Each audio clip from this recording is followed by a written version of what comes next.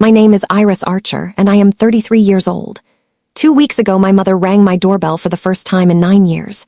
She stood on my porch in a beige cardigan, a small carry-on suitcase at her feet, and a folded piece of paper in her hand. The paper was not an apology. It was a list written in blue ink, 5 neat bullet points, everyone carrying a $sign. The total came to $925,000. She did not say she was sorry. She did not ask about her grandchildren. She said, "We need to talk about the family's future." What my mother did not know was that I had been keeping a list of my own for 9 years. Every birthday card she returned, every voicemail she ignored, every text message my sister sent about me behind my back. 29 items, all labeled, all dated, all filed in a navy blue binder that lived in the bottom drawer of my desk. She brought a list of what she wanted. I brought a list of what she did. I was born and raised in Millfield, Ohio. Population 2,000 and change. 1 Baptist church, 1 barbershop, 1 diner where every booth smelled like coffee and bacon grease no matter the hour. That town was my entire world until I turned 18. My father, Kenneth, worked at the lumber yard on Route 7 for 31 years.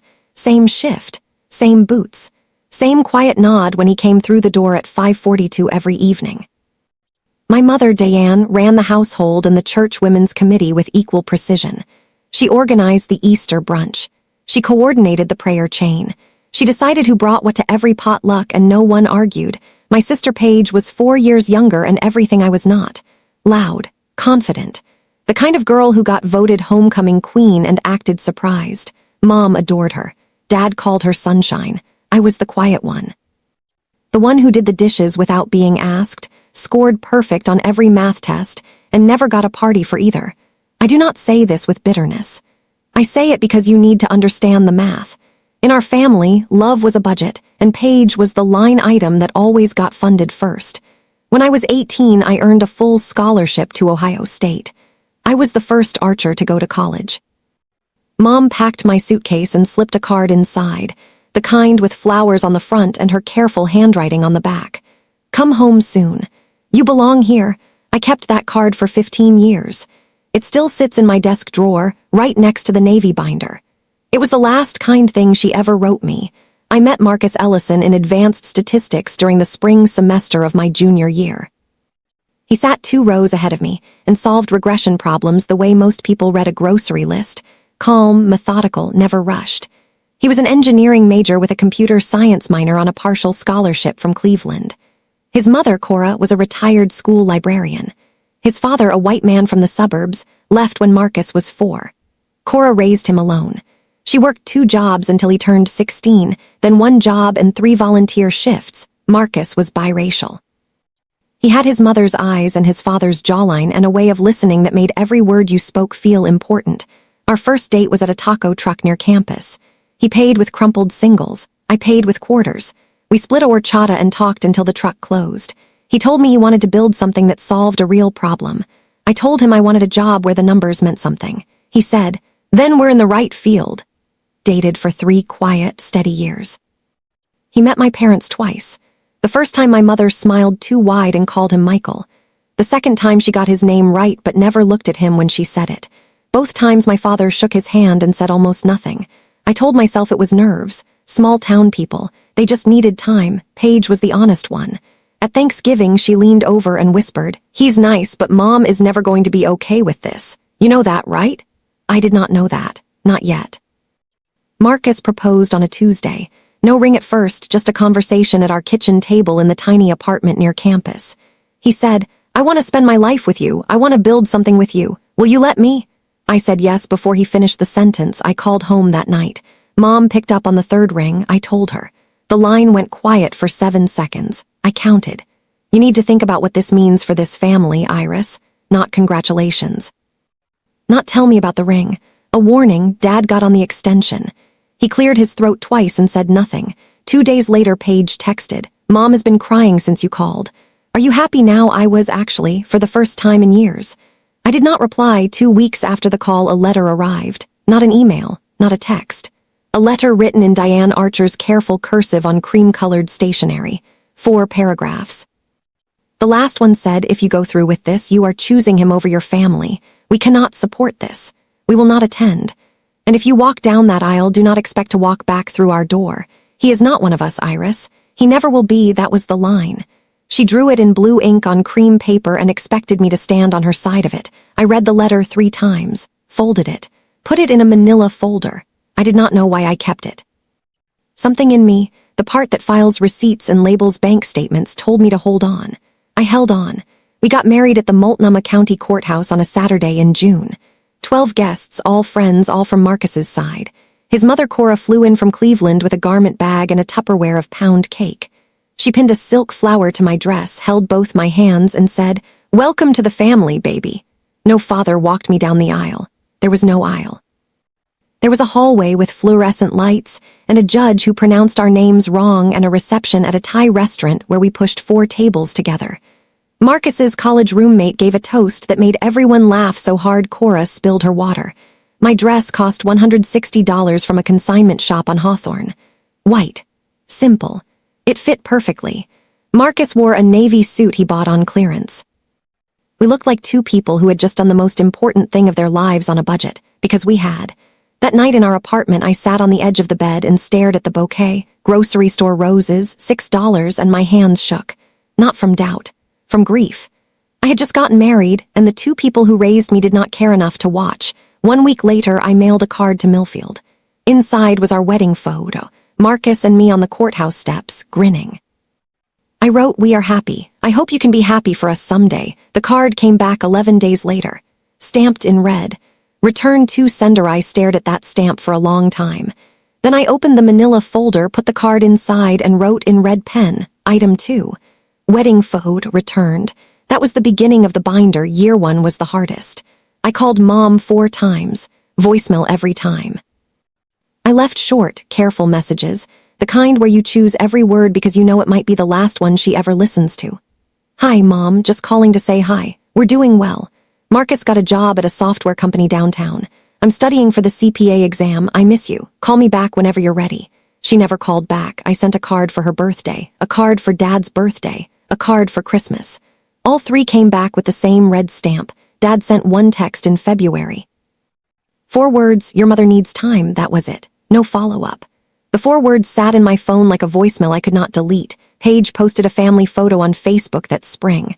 Mom, Dad, Paige, and Paige's boyfriend at the time, all smiling. Caption, "Sunday dinner with my people." I was not in the photo. I had never been invited. I printed the screenshot, not to torture myself. I printed it because I had started doing something I could not explain, filing things, every returned card, every unanswered call log, every piece of evidence that my family had decided I no longer existed. I put them in the manila folder. By March, the folder was thick enough that I transferred everything into a binder. Navy blue, 3-ring, tabs, "He is not one of us." Her voice played in my head at strange moments, in the grocery store, at the dentist, at 2 in the morning when Marcus was asleep and the apartment was dark. I wanted the words to stop hurting. They did not stop. But they got quieter. The binder got thicker. By year 2, Marcus quit his job, not recklessly. He had a plan. For 6 months, he had been building a prototype on nights and weekends, a compliance platform for small businesses. The kind of software that made SEC filings and financial audits less painful for companies that could not afford a legal team. He knew compliance. I knew finance. Between the 2 of us, we understood the exact problem nobody else wanted to solve. He set up a desk in our garage. 2 monitors, a space heater, a whiteboard he bought at Goodwill for $12.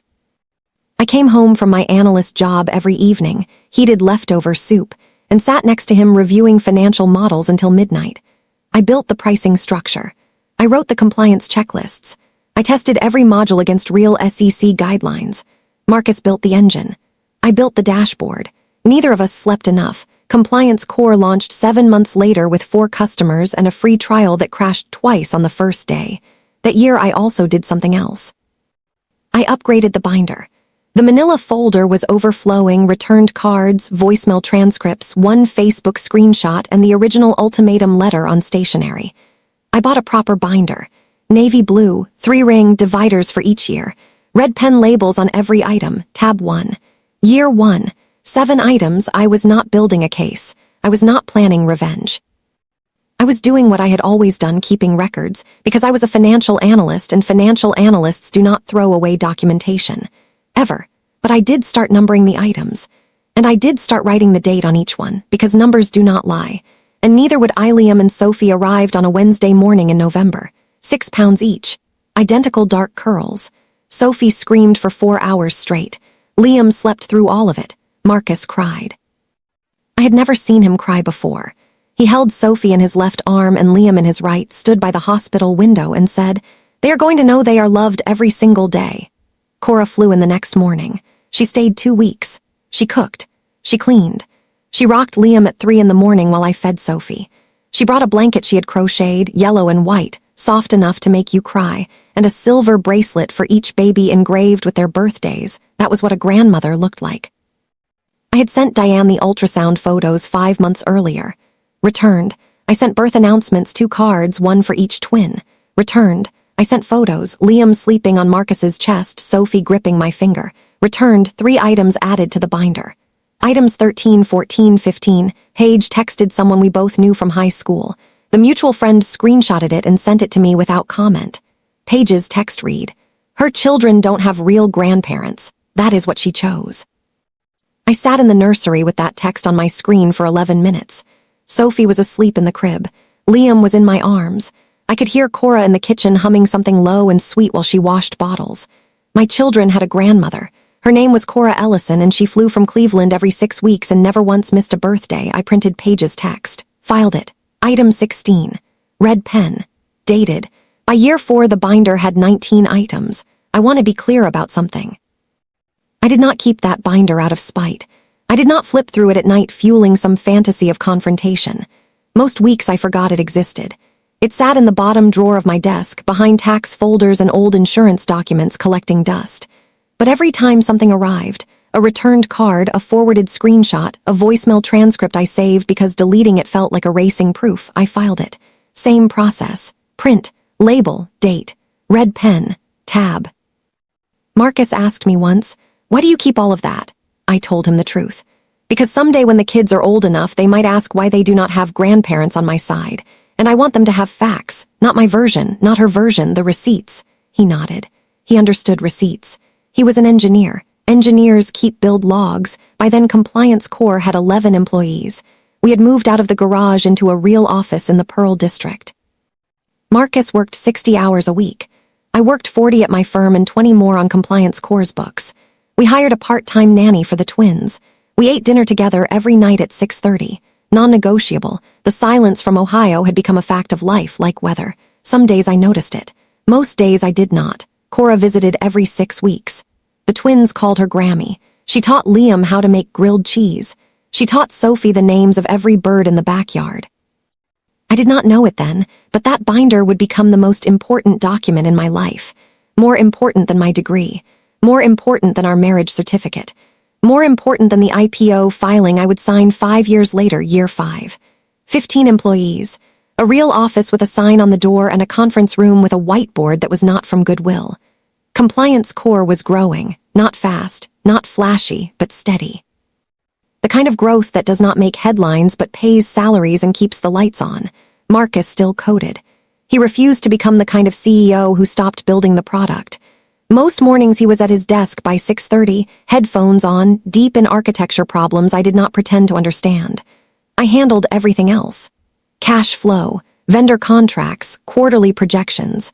The company was his vision. The numbers were mine. We bought our first house that year, a craftsman bungalow in the Selwood neighborhood of Portland. 3 bedrooms, original hardwood. A backyard with a plum tree the twins claimed as their fort. I remember signing the mortgage papers and thinking, this is ours. Nobody gave us this. We built it. Liam started kindergarten. Sophie started kindergarten. They rode the same bus and sat in the same row and argued about who got the window seat. Normal. Beautifully, painfully normal.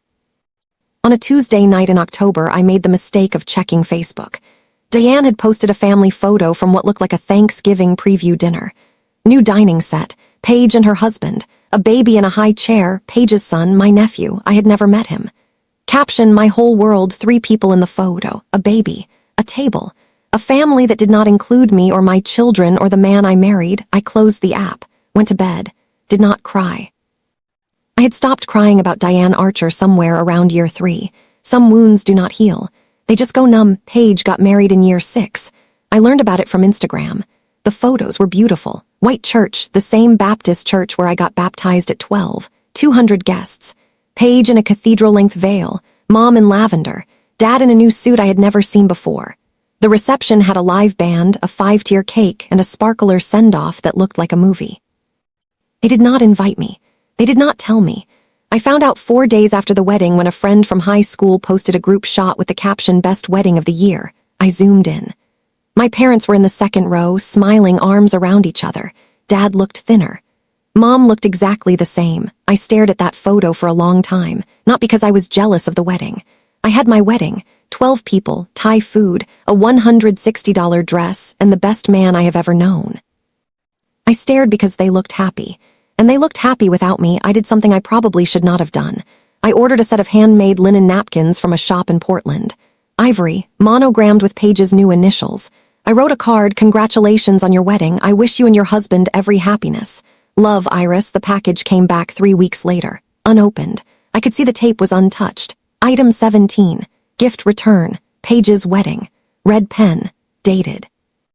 I put the binder back in the drawer, closed it, sat at my desk, and listened to Sophie singing in the bath and Liam arguing with Marcus about whether dinosaurs could swim. That was my family right there in the next room.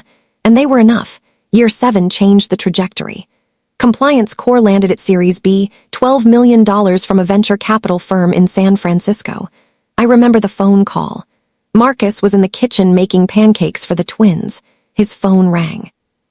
He listened, nodded, hung up, turned to me and said, "They said yes." I did the math before the pancakes were done. $12 million in funding. Post-money valuation of $68 million. Marcus and I still held 22%. We were not rich, not yet, but the numbers were heading somewhere I had only ever modeled in spreadsheets. I left my analyst job that month and joined Compliance Core full-time as CFO. It was the first time my name was on the company paperwork next to his. We were partners in everything. We moved to a bigger house, a 4-bedroom colonial in Lake Oswego, 15 minutes south of Portland. Good schools, quiet neighborhood. A kitchen with an island where the twins did homework while I reviewed quarterly reports on the other end. The Series B made a small splash in the press. TechCrunch ran a 4-paragraph piece. 2 fintech newsletters mentioned it. Nothing major. The kind of coverage that people in the industry noticed and everyone else scrolled past. But someone in Millfield, Ohio, did not scroll past. 2 weeks after the TechCrunch article, a friend from high school texted me. "Hey, kind of random, but your mom asked me about your husband's company at church on Sunday. She wanted to know what Series B meant. Just thought you should know." I read that text 3 times. Mom had not spoken my name in 7 years. She did not know what Series B meant, but she wanted to.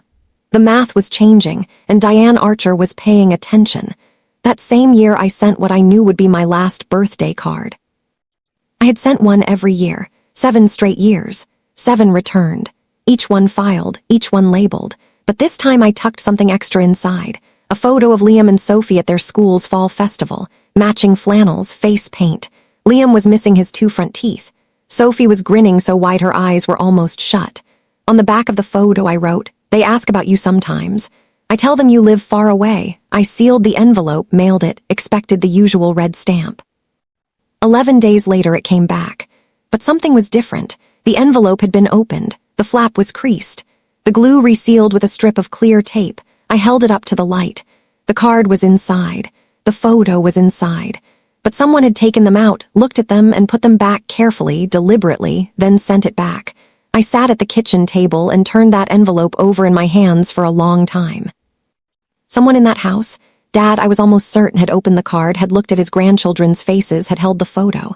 And then someone else, Mom, I was certain, had made him put it back and return it. He wanted to keep it. She would not let him. Item 23, birthday card, opened and resealed, photo viewed, still returned. I wrote the label with a steadier hand than I expected because I had suspected for years that Dad was not the architect of this silence. He was the enforcer. Mom was the architect, and the blueprint was simple. If she could not control who I loved, she would erase me from the family entirely. Year 8. Compliance Core was growing faster than either of us expected.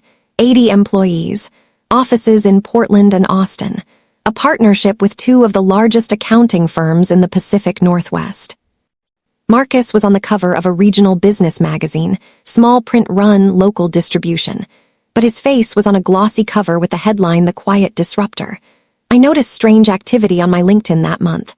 Someone from Millfield, Ohio, had viewed my profile 3 times in 1 week. No name visible, a private browser or a burner account. But the location was right there, Millfield, Ohio. Then Forbes ran its annual companies to watch list. Compliance Core made it number 47 out of 50. Small mention, 2 sentences, but it was Forbes. I did not think much about the LinkedIn views until a few weeks later when Marcus was invited to guest on a fintech podcast. The episode was 45 minutes, mostly technical, compliance, automation, API integrations, federal reporting standards. Not exactly viral content. But 3 days after it aired, my old friend from Ohio texted again. Your mom told Linda at church that she always knew Marcus was smart. Direct quote. Linda said Diane sounded proud. First time she has mentioned your name in years, always knew Marcus was smart. 7 years of silence and now she always knew. I did not add that to the binder. It was not a document. It was hearsay. But I wrote it on a Post-it and stuck it to the inside cover because I wanted to remember the moment Diane Archer started rewriting history. She was not proud of Marcus. She was not even sorry. She was recalculating. The numbers were getting bigger and my mother was an accountant of a different kind. The group chat arrived on a Monday. My friend from Ohio, Tess, the one who kept me in the loop about church gossip, called me at 7 in the evening. She sounded rattled. Iris Page accidentally added me to a family group chat. I think she meant to add someone else with a similar number. I was in it for 3 days before they noticed and removed me. I took screenshots. She sent them. 7 screenshots. 3 days of unfiltered Archer family conversation. I read them in the parking lot of Liam's soccer practice. Page. His company was valued at $68 million last round. I have been tracking the funding filings. If they IPO, we are looking at $300 million minimum. Deanne, how do we approach this? She will not listen to me. Kenneth, maybe I should call first. Feel her out. Deanne, no, I need to go in person with a plan. A real plan. Page, make a list. Be specific about what we need. She is a numbers person. She will respond to numbers. Deanne, how much should we ask for? Page, start with the mortgage, then medical, then retirement. College for my son. Monthly support. Layer it. Make it look like family investment, not a request. Kenneth, this does not feel right. Deanne, Kenneth, she has more money than this entire town. She can afford to help her family. Kenneth did not reply after that. I sat in my car with the engine off. The dashboard clock read 7:22. Through the windshield, I could see Liam running across the field, chasing a ball twice the size of his head. My hands were shaking, not from sadness, from clarity. 9 years of silence. 9 years of returned birthday cards and ignored grandchildren and a cream-colored letter that said, do not walk back through our door. And now that the numbers had changed, they wanted to approach with a plan. I drove home, printed the screenshots, filed them.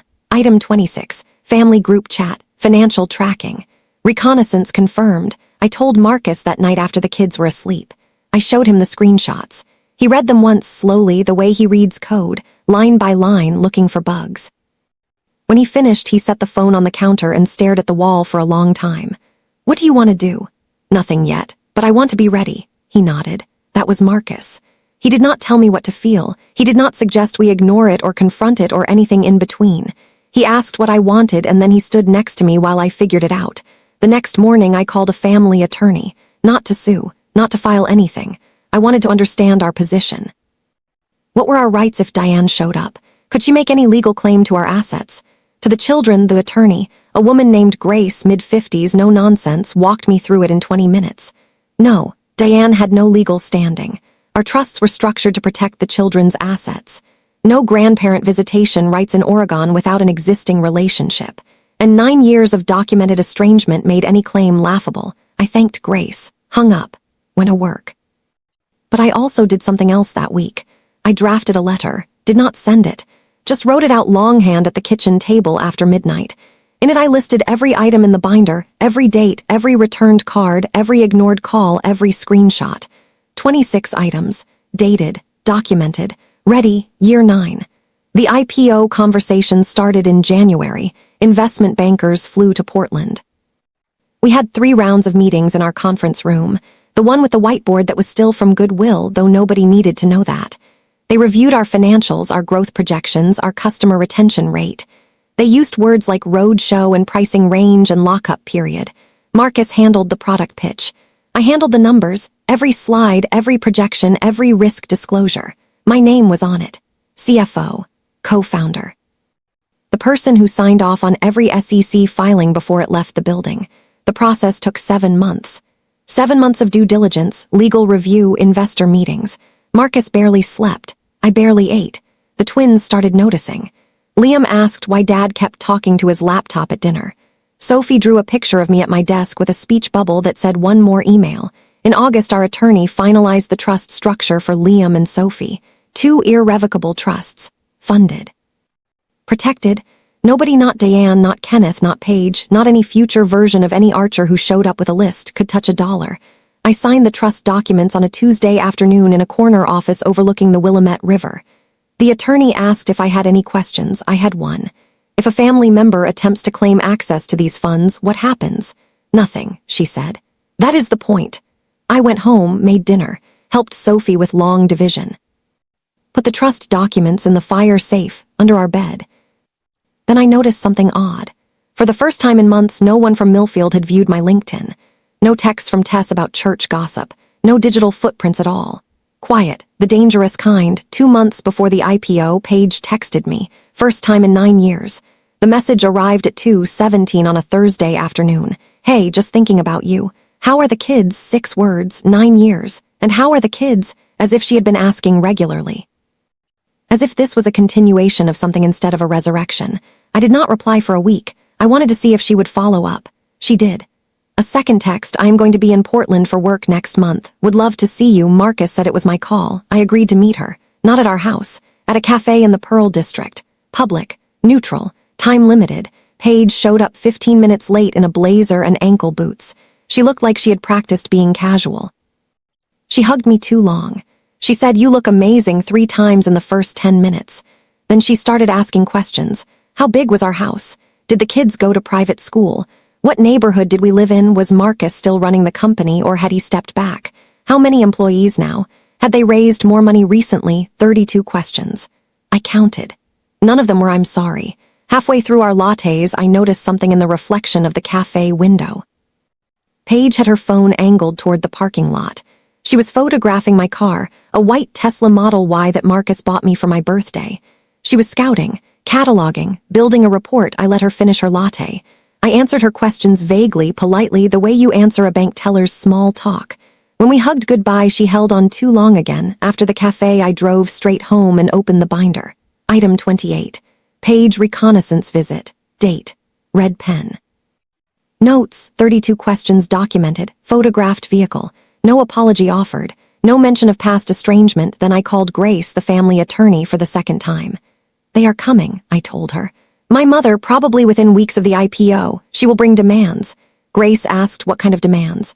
I told her about the group chat, the screenshots, Paige's instructions to layer it and make it look like family investment. Grace was quiet for a moment. You have documentation. I have a binder. Thorough. 28 items, dated, sourced, 9 years. Pause. Iris, you do not need me for this. You need me for the legal structure, the trusts, the estate separation. That is already done. What you are describing is not a legal confrontation. It is a personal one, and for that you just need to decide what you are willing to say. She was right. This was not about lawyers. This was about a woman who showed up at my door because the numbers changed, and whether I was going to let her rewrite 9 years of silence into a story about a misunderstanding. I sat at my desk that night and pulled out the letter I had drafted months ago. The one listing every item in the binder. I read it. Then I put it back in the drawer. I did not need a letter. I had the binder itself. 28 items, 9 years, every returned card, every ignored voicemail, every screenshot. Every piece of evidence that my family had erased me. Not because I did something wrong, but because I loved someone they refused to accept. The binder would speak for itself. Compliance Core went public on a Wednesday in October. Marcus and I stood on the floor of the NASDAQ in New York, him in a charcoal suit, me in a navy blazer, and watched the stock open at $18 a share. By noon, it hit 20. By close, 22. Market cap, $440 million. Marcus and I held 10%. Net worth on paper, 44 million, 44 million. I did not know what to do with that number. It did not feel real. It felt like a spreadsheet cell that someone had typed wrong. Too many zeros. Check the formula. But the zeros were right. I had checked the formula. That was literally my job. TechCrunch ran a feature. Forbes called for a comment. Bloomberg put Marcus's face in a sidebar. A local Portland news station did a 3-minute segment. Local couples fintech startup hits NASDAQ. They showed our company photo, 2 founders side by side. Equal, Marcus and I celebrated with room service sushi in our hotel room overlooking Times Square. Liam and Sophie were back in Portland with Cora, who had flown in for the week. Marcus fell asleep on the couch at 9:15, still wearing his suit jacket. I stayed up. Not because of the IPO, because of what I knew was coming next. I checked my phone. 5 missed calls. Area code 740 Millfield, Ohio. 3 calls from a number I did not recognize. 1 from Kenneth. 1 from Deanne. I did not call back. I set the phone face down on the nightstand and stared at the ceiling. 9 years, 44 million. And suddenly Iris Archer was worth knowing again. I went to sleep with my hand over the phone as if it might ring again. It would. Kenneth's voicemail arrived the next morning while I was brushing my teeth. His voice was thinner than I remembered, older. The cadence was the same, slow, careful, a man who measured words like lumber, but something underneath had shifted. There was a crack in it. Baby girl, I saw you on the news, you and Marcus on the stock exchange floor. I did not know what to say, so I'm calling. I'm proud of you. I have always been. A long pause, breathing. Your mother wants to talk. She has things she wants to discuss. Please call her back when you can. I love you, Iris. I played it 3 times, baby girl. He had not called me that since I was 14, and I'm proud of you. 4 words I had waited a decade to hear, but then I rewound. Listened again. Listened to the structure of it. He called after the IPO, not after the wedding, not after the twins were born, not after any of the 7 birthday cards or the ultrasound photos or the birth announcements. After the IPO, he was proud of me on paper. He had always been proud of me on paper. What he had never been was brave enough to pick up the phone when there were no millions attached to the call. He is not one of us, Iris. He never will be. I heard Mom's voice, but it was Dad who enforced the silence. He could have called any day, any year. He chose this one, the one with 44 million reasons to reconnect. I saved the voicemail. I did not add it to the binder. It was too sad for the binder. Instead, I sat on the hotel bathroom floor and let myself feel it, all of it, for about 4 minutes. Then I got up and packed my suitcase. We had a flight to catch. Deanne's text arrived 2 days after we got home from New York. It was long, carefully composed. No typos, no autocorrect errors, no casual abbreviations. This was a draft. She had written it, edited it, probably read it aloud to herself in the mirror. Iris, I know we have lost time. I think about you and the children every day. Life is short, and I have learned that some things matter more than the differences that divide us. I would like to talk about the future, about the children, about what it means to be a family. There are things that families should share.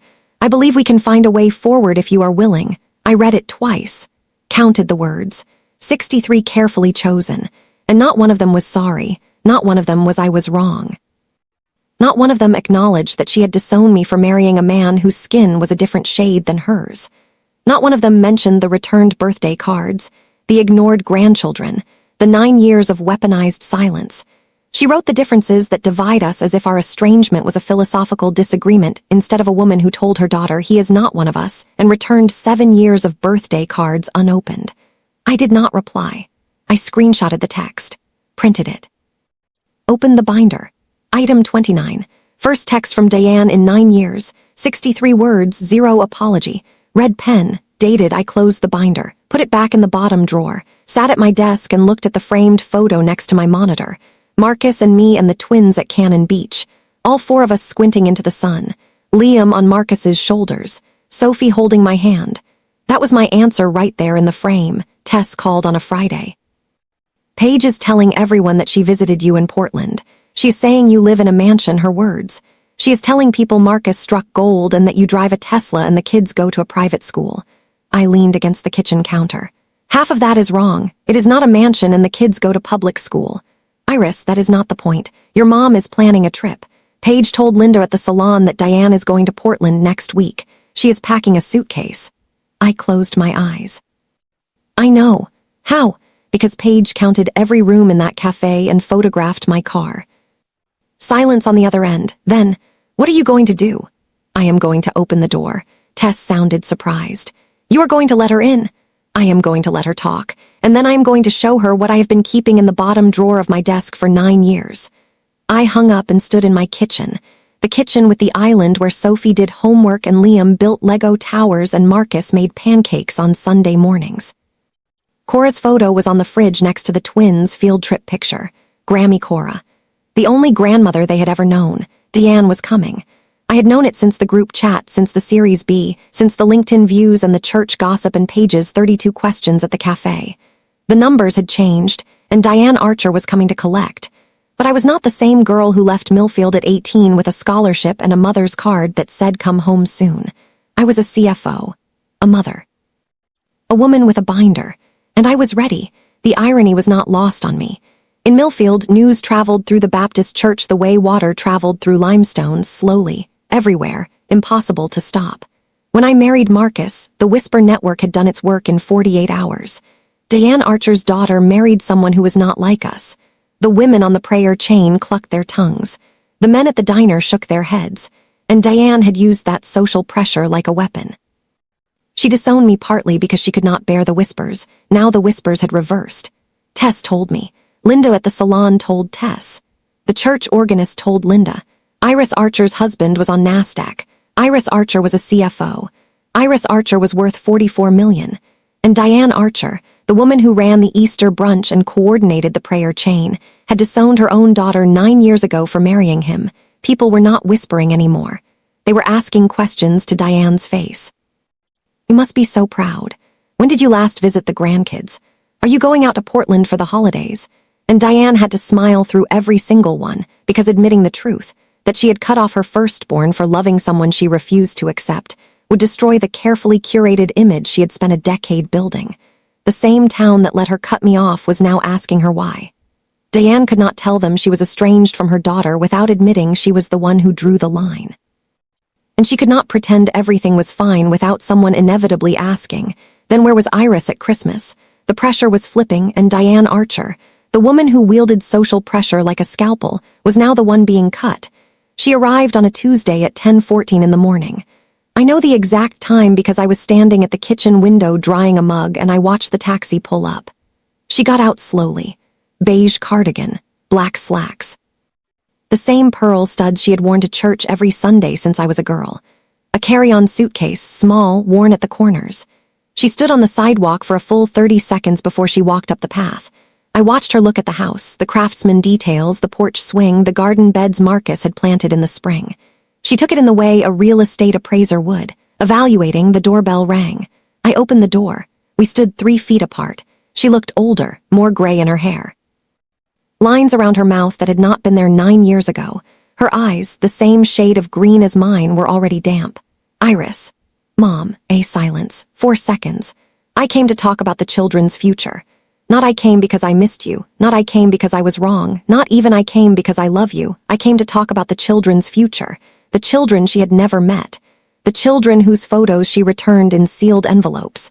The children Paige said did not have real grandparents. I looked at the suitcase, looked at the folded piece of paper in her right hand. Come in. I did not lead her to the living room, I led her to the kitchen. The kitchen had a table. It had good light. It had the fridge with Cora's photo and the twins' artwork and a world map where Sophie marked every country she wanted to visit someday. The kitchen was where truth lived in this house. And truth was what we were about to have. She sat at the table. I poured 2 glasses of water. No coffee. Coffee was for people who were staying. She looked around the kitchen. Her eyes landed on the fridge on Cora's photo. Grammy Cora holding Liam and Sophie on her lap at the beach, all 3 of them laughing. Diane stared at it for 5 seconds. Something crossed her face. I could not tell if it was guilt or jealousy. Then she unfolded the paper. Her handwriting, blue ink, 5 bullet points, each one neat, deliberate, the product of what must have been hours of calculation. She read them aloud. Retirement fund for your father and me, $500,000. I said nothing. College fund for Paige's son, Thomas, $200,000. Medical expenses, your father's knee surgery, $45,000. Mortgage payoff, the family home, $180,000. Monthly support, $3,000. She folded the paper, placed it on the table between us, looked at me. This is what families do, Iris. Your father worked his whole life. He sacrificed for you, for both of you. It is time to give back. I stared at the list. $925,000, itemized, calculated, presented like an invoice. Not once during the reading did she mention my name with the word sorry. Not once did she acknowledge that she was sitting in a house she had never visited, asking for money from grandchildren she had never held. Her children don't have real grandparents. That is what she chose. Paige's words echoing, I picked up the list. Read each line one more time. Folded it. Set it down. Then I stood up and walked to my office. The bottom drawer was exactly where I left it. Bottom drawer, under the tax folders, behind the old insurance documents. I pulled out the binder, navy blue, 3-ring, heavy, the kind of weight that comes from 9 years of documentation. I carried it back to the kitchen. Set it on the table right next to the folded list of demands. 2 documents. Hers, 1 page, 5 bullets, $925,000. Mine, 29 items, 9 years, 0 apologies received. Deanne looked at the binder. What is that? You brought a list, Mom. I sat down, placed my hands flat on the table. I brought one too. She stared at the binder, at the red pen labels visible through the clear cover, at the thickness of it, almost 3 inches of tabs and documents and printed screenshots and returned birthday cards in their original envelopes. I do not understand. You will. I opened the binder to tab 1. Year 1, and I started reading. I did not raise my voice, I did not cry, I did not perform. I read the way I read quarterly reports to the board, factual, organized, item by item, 9 years of receipts, documented, dated, every returned card, every ignored voicemail, every screenshot, every piece of proof that Diane Archer had systematically erased her firstborn daughter from the family. Not because I did something wrong, but because I loved someone she refused to accept. The binder was not revenge, it was not a weapon, it was a record. And records do not negotiate, they do not argue, they do not forgive or condemn. They just tell the truth, and I had 9 years of truth to share. Tab 1, Year 1. I pulled out the first item, a birthday card in a white envelope. Red stamp across the front, return to sender, still sealed. I placed it on the table. Item 1. Birthday card. Mailed September 12th, 2017. Returned September 23rd. Eyes widened, I pulled out the second item. Another envelope, same stamp. Item 2, wedding photo. Mailed June 14th, 2017. Returned June 25th. A third. Item 3, Christmas card. Mailed December 8th, 2017. Returned December 21st. I laid them out one by one, slowly, the way you lay out evidence in an audit. No commentary, no emotion, just documents arranged in chronological order. Diane's mouth opened, then closed. She stared at the growing row of envelopes on the table, white rectangles with red stamps, each one a door I had tried to open and she had slammed shut. These are the birthday cards I sent you every year for 9 years. Every single one came back. Iris, I am not finished. I moved to tab 2. Year 2, 3 more items. A voicemail transcript, my words printed from a transcription app, stapled to a note with a date and time. An unanswered call log. A Facebook post, Diane's My Whole World caption. No Iris, no Marcus, no grandchildren. Item 4, voicemail to you, January 7th, 2018. Duration 47 seconds, no call back. Pressed her fingers to her lips. Her eyes were wet. Item 5, text from Dad. February 12th, 2018. 4 words, your mother needs time. I set the printout on the table. It has been 9 years, Mom. How much more time did you need? The tears came. I expected them. Diane covered her face with both hands and made the sound I had heard 1,000 times growing up, the controlled, theatrical cry she used when she wanted sympathy without surrendering dignity. It was the same cry she used when Dad forgot their anniversary. The same cry she used when the church did not choose her casserole for the potluck finals. I was hurt, Iris. You chose him over us. You left. I did not leave. You told me not to come back. That is not I was upset. People say things when they are upset. I flipped to tab 4, year 4, pulled out a printout. Item 16, text from Paige to a mutual friend, forwarded to me. March 9th, 2021. I read it aloud slowly. Her children don't have real grandparents. That is what she chose. Diane flinched. Paige did not mean. This is Paige's exact text, word for word. I flipped to the last tab, the screenshots, 7 pages, the group chat. Item 26, family group chat, screenshots provided by a mutual friend who was accidentally added. October 4th, 2025. I read Paige's message, make a list, be specific about what we need. She is a numbers person. She will respond to numbers. Then Diane. She has more money than this entire town. She can afford to help her family. Diane's face changed. The theatrical tears dried up. Something harder surfaced, something I recognized. The same expression she wore when Paige broke the good china and blamed it on the dog. Anger, not guilt, anger. You had no right to read that. I looked at her. Level, steady. You had no right to return my children's photos. The kitchen went silent. I reached for one specific item. Tab 5, Year 7.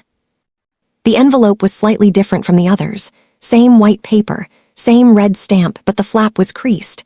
The glue had been cut and resealed with a thin strip of clear tape. I held it up. Item 23, birthday card, Year 7. Inside this card was a photo of Liam and Sophie at their school fall festival. On the back I wrote, they ask about you sometimes. I tell them you live far away. I set the envelope on the table. This card was opened. Someone looked at their photo. Looked at their faces, then sealed it back up and sent it back. Jaw tightened. Who opened it, Mom? Nothing. Dad opened it. He wanted to keep it, and you made him send it back. His hands were flat on the table now. Her eyes were on the envelope, on the tape. She whispered something so quiet I almost missed it. I was afraid. I waited. If I let him keep it, if I let any of it in, I would have had to admit I was wrong, that I lost 9 years for nothing. That I pushed away my grandchildren because I was too proud to. She stopped, swallowed. For 1 second, maybe 2, I saw something real in her face. Not performance, not manipulation, actual fear. The kind that lives under anger for so long it forgets how to come out any other way. Then it was gone. Her chin lifted. Her posture stiffened. You left us, Iris. You made your choice. The moment of honesty evaporated like steam off a coffee cup, gone before I could hold it. I placed Diane's list of demands on the left side of the table. I placed the binder on the right, 2 documents side by side. List, $925,000, 5 bullet points, no apology. I tapped the binder. My list, 29 items, 9 years of silence, 9 years of returned birthday cards and ignored grandchildren and a daughter you erased because she married the wrong man. His nostrils flared. I did not erase. You told the church I abandoned you. You told Paige to tell our friends that my children did not have real grandparents. You tracked my husband's company for months and came to my door with an itemized invoice. I closed the binder. The metal rings clicked shut. You did not come here because you missed me, Mom. You came here because the numbers changed. Stood up. The chair scraped against the tile. After everything we did for you growing up, the food, the clothes, the school supplies, this is how you repay us. You raised me. That is not a debt. That is what parents do. We gave you everything. You gave me a card that said come home soon, then you told me not to come back. She had no answer for that. I could see her searching, scanning through her mental Rolodex of guilt trips and emotional leverage and finding nothing that fit. You said he was not one of us, but for 9 years his mother was the only grandmother my children had. The words hung in the kitchen like smoke. She heard them. I watched them land. She had nothing left to say. The garage door rumbled. Marcus walked into the kitchen through the laundry room, keys in one hand, laptop bag over his shoulder. He saw Diane. He saw the binder on the table. He saw me. He did not speak. He set his bag on the counter, walked to where I was sitting, put his hand on my shoulder and sat down next to me. That was it. No words, no confrontation, no dramatic entrance. Just a man sitting next to his wife because she needed him there. Diane looked at Marcus, the man she had refused to accept 9 years ago. He wore a flannel shirt and running shoes and a watch that cost less than her pearl studs. There was nothing flashy about him, nothing that announced 44 million. He was just a man, a good man, a father, a husband. And he was right here, hand on my shoulder, saying everything without opening his mouth. Diane stared at his hand, at my shoulder, at the space between us that held no tension, no performance, no need for words. She understood. I did not need the Archer family. I had already built my own. I spoke quietly. The way you deliver a final number on a balance sheet. Factual, complete, no revision pending. Mom, I will not give you money. She opened her mouth. I continued. Not because I cannot afford it. Because the moment I hand you a check, you will believe you were right to stay away until it was profitable to come back. You will tell yourself, and you will tell Paige, that this is what family does. That the silence was a misunderstanding. That the 9 years were just a rough patch. I picked up her list, held it out. They were not a rough patch, they were a choice, your choice. Every returned card, every ignored voicemail, every photo of your grandchildren that you looked at and sent back. She did not take the list. It hung in the air between us. If you want to know your grandchildren, really know them, not as a line item on a financial plan, that starts with an apology. Not to me, to them. And it does not start today. It starts when you are ready to mean it. Took the list, picked up her suitcase, walked to the front door. She stopped, turned around, opened her mouth, closed it, walked out. The door clicked shut, not a slam. A click. The sound of someone leaving who knew she had lost something she could not buy back. 2 weeks passed. Marcus and I did not talk about Diane much. Not because we were avoiding it, because there was not much left to say. She had come with a list. I had shown her a binder. She had left without apologizing. The math was settled. The twins did not know she had visited. They were at school both times, the arrival and the departure. I preferred it that way. They would learn about Diane Archer when they were old enough to understand that some people only see you when the light is right. Kenneth called, not on a weekend. On a Tuesday morning at 9:14 while I was reviewing a vendor contract at work. Iris, your mother told me what happened. I waited. I should have opened that door for you 9 years ago. I should have picked up the phone. I should have driven to Portland the day the twins were born. I should have done a lot of things. His voice cracked. I am sorry, not because of the money. I do not want your money. I want to know my grandchildren, and I want to know if you will let me try. I was quiet for a long time. 17 seconds, I counted. I believe you, Dad, but believing you and trusting you are different things. We start slow. Phone calls every 2 weeks. No visits yet, no money, just talking. He agreed. That is more than I deserve. It is exactly what you deserve, not more, not less. Hung up, I went back to my contract. Paige texted once. One line, you could have just helped. I did not reply. Some messages are their own answer. Deanne did not call, did not text, did not write. The silence returned, but this time it was hers. I had said everything I needed to say. The next move was hers. The binder sat in the bottom drawer. 29 items. 9 years. I did not add a 30th. I hoped I would never have to. Here is what 9 years of silence taught me. Family is not the people who share your last name. Family is not the people who show up when your net worth changes. Family is the people who show up when your world is small and your garage is cold and your bobbies need a grandmother. The people who fly from Cleveland every 6 weeks and crochet blankets and teach your son how to make grilled cheese. That is family, and it was never about money. It was about showing up. That is my story. 9 years, 29 items, 1 navy binder. I kept the proof. Then she knocked, and the proof was enough.